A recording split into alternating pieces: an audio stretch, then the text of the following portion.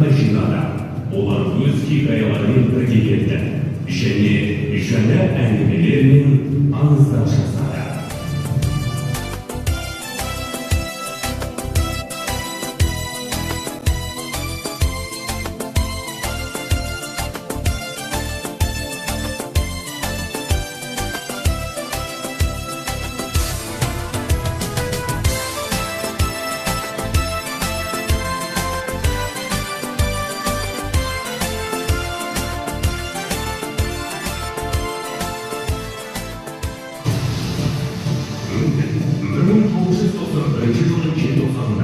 Қазақстан тәуелсіз мемлекет болып табылды.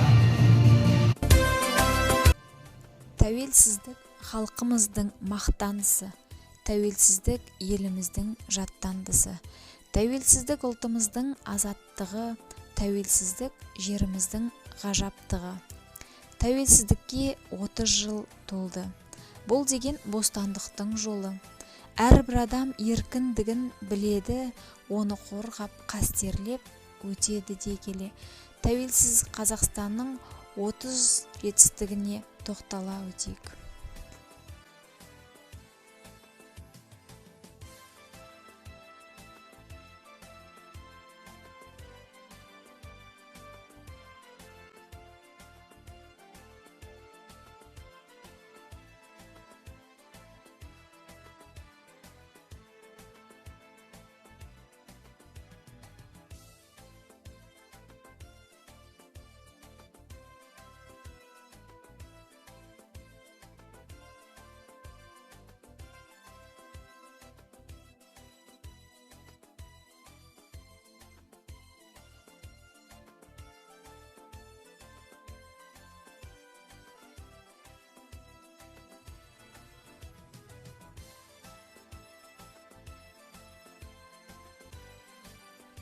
Еңсесі биік елорда, мәңгілік ел бұл қашанда.